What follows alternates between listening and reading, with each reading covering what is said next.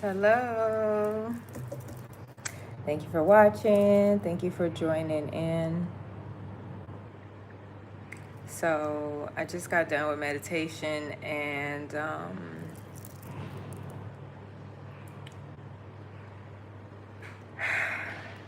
I'm so grateful. I'm so grateful to God for my intuition. I'm so grateful to myself and for myself, for loving myself. And the meditation's talking about narcissism. That's what like the reoccurring theme is. I'm healing from narcissism and childhood trauma, and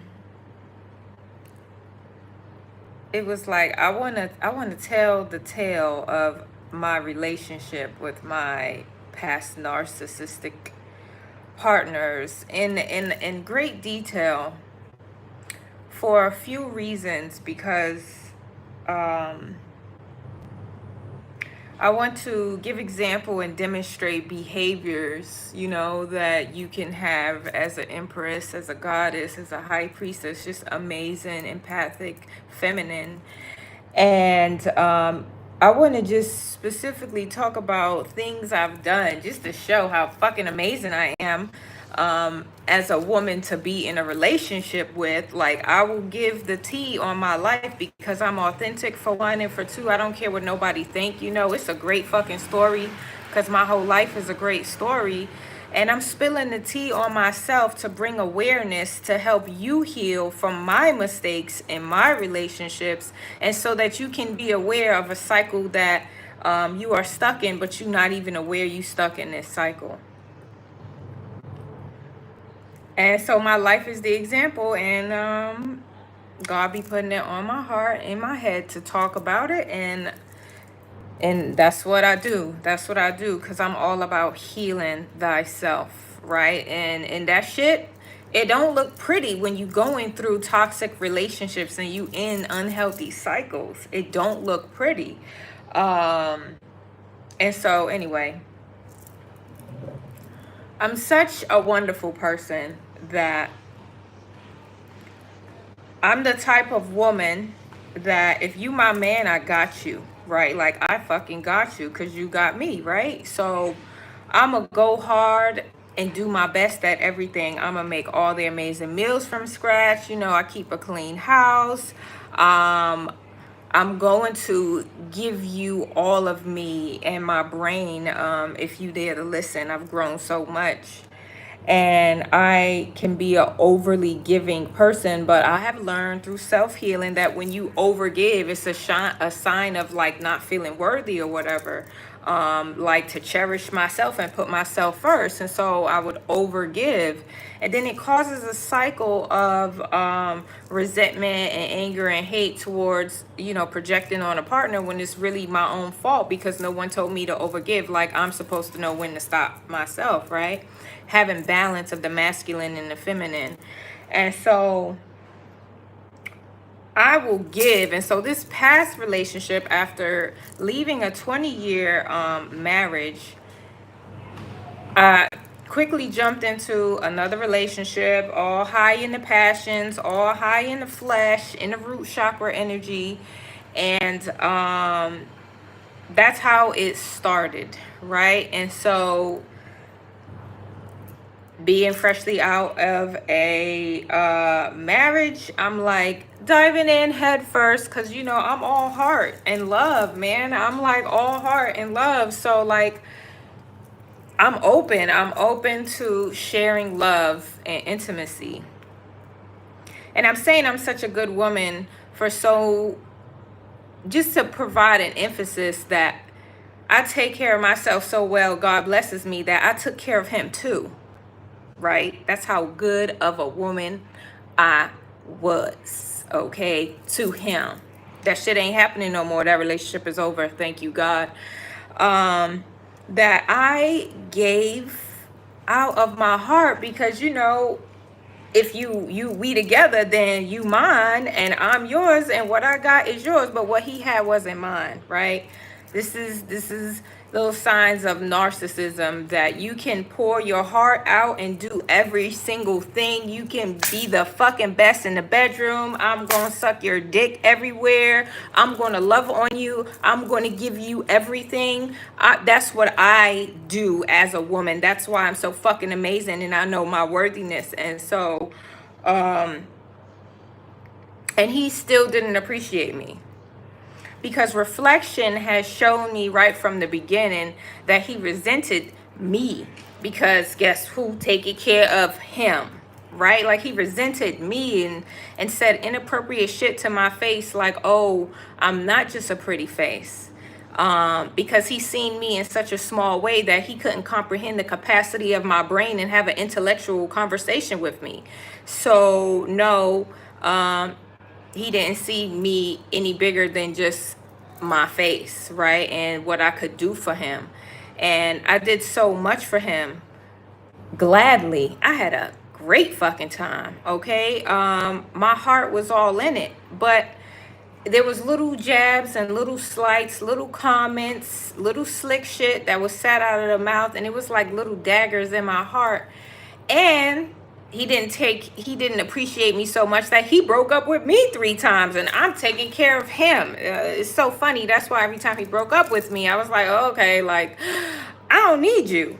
I'm good. I am good. No one's taking care of me. I'm taking care of me, and I'm taking care of you. I'm good. So you breaking up with me? Okay. You don't got your shit together, right? Like, I could not believe the stuff that I allow myself to be put up with. And I don't care about talking about nobody, because if you want to treat me like shit, I'm going to tell people about it, because I have learned some lessons, and I want you all to learn too quickly. If you're in a toxic relationship, that when someone breaks up with you, you never go back. If someone says inappropriate shit to you, if someone doesn't respect you, because worthiness kept coming up in my brain, like, I am fucking worthy. This guy done lost his fucking mind that he had a whole empress, a whole angel, a whole high priestess, and he could not appreciate her. Like, and I was doing everything for him. This is narcissistic behavior at its finest. Please pay attention to the signs, friends. If you know someone that is in a toxic relationship with manipulation and physical abuse or psychological abuse, please share this video, because I'm not afraid to talk about my life. It took a long fucking time for me to wake up and pay attention and break cycles and break chains and break patterns and get out the loop and find and love myself and heal myself. I have no shame in talking about that if it can help someone else feel better and be their best version. Like, no shame in it. My life is wonderful. I don't worry about anyone judging me. Only God. That's who I work for. So just putting it out there, I am authentic, and I will say the shit. Like, we all adults. Oh my God, she's cursing and she smoke weed and she be talking to God. Yes, I'm an amazing person. He appreciates me and loves me, and I love him. We have a wonderful relationship. I am so grateful to God. He's on my mind every day, all day. He shows me more and more and more about myself, and I appreciate and love him more and more and more for standing with me while I endured stupid shit, because I didn't know my worthiness at the time. Like, hello, like, I'm healing, and I'm like, damn, I got the gold star in healing, but it's more shit being revealed to me. And it was like, hey, we did allow these things to happen, so are you really worthy? Like, are you doing the best thing for you all the time? Because that relationship, oh my God, I'm so happy it's over. Like, it took a while for me to let it go. Like, the breakup happened, and it was like, okay, I'm mature, I could be a friend. We ain't on the same fucking continent anyway, so whatever, you know, you're somebody I could chit chat with, maybe spiritually, because that's how I chit chat, on spirit. And one day God gave me the realization, like, cut him out. He ain't good for you. What has he done for you except have amazing sex? Like, what else has he done for you? Fuck how fine he look. What else has he done for you? Nothing but, like, caused me heartache and made me question myself. And it's like, you don't need no friends like that. He need to be cut all the way out, blocked. I don't know you. You don't exist. Peace and blessings unto you. Please, like, I'm done. I learned my lessons. You served your purpose, and I'm so grateful. I'm so grateful. I'm so grateful for all of that shit because I learned. I learned, and it won't happen again. That's it. That's it. It won't happen again. I learned, and I'm sharing my experience. And a lot of people are in toxic relationships. A lot of people have narcissistic cycles, and it's unhealthy, and it's not a good vibe. It's not great energy. And if there's children in a home, they're absorbing this energy. It's not good for them. It's not a great example. They're going to go through the same cycle. So yeah, I went through it like so many other relationships currently are, and so many currently pass, and lots of women have healed and lots of men have healed from toxic relationships. But I'm going to talk about it, and I'm going to be honest, and I'm going to share my lessons because that's just not cool. And it's like, oh my God, when I got the message to really just be done, be all the way done, like done, and cut, like, do the blocks, deletes, and all that stuff, I felt so much better and so much at peace. And I just keep reflecting and reflecting. It's like, dang, from the beginning, the red flags was there. But because I'm so loving, I'm like, nah, that can't be right. Nah, that can't be right. But then the red flags kind of got like bigger and louder. And I was like, okay, I got it now. I got it now. I'm paying attention. I don't like shit that is going to cause me to question myself. If you don't appreciate me, that's cool. We ain't got to be in the same life path. Like, thank you very much.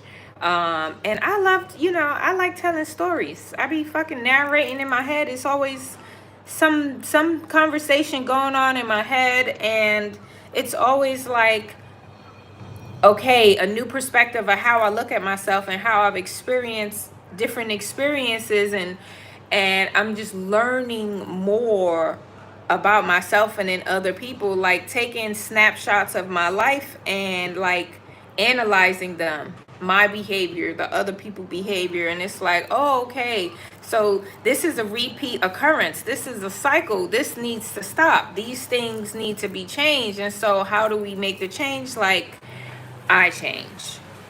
I have to change. That's how I stop the cycle. That's how I become aware of narcissistic behaviors, past how fine a body is, past how handsome a person is, or how beautiful a woman is, or whatever. Like, more than that. Like, when I was going around all up in my flesh, and not in my heart space, it was the same.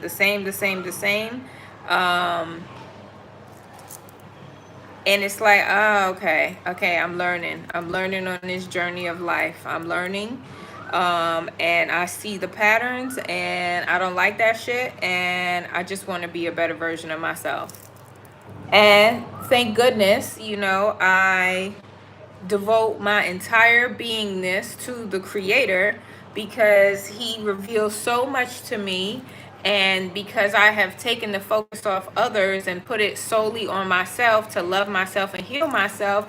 He is like, teach people, right? Like, let them learn through you, through your life experience, because like, you ain't gotta watch no movie. This is real life. The shit that be happening in other people's lives. I'm just gonna tell you about it, and you can talk about me in this situation, or you can reflect on how your relationship may have some similarities, and how you need to look at that and focus and heal yourself and exit that situation. That's what you could focus on. So it's a choice. Like, you want to gossip and stuff, like, I don't know what the point of gossiping is. You're literally just blowing hot air.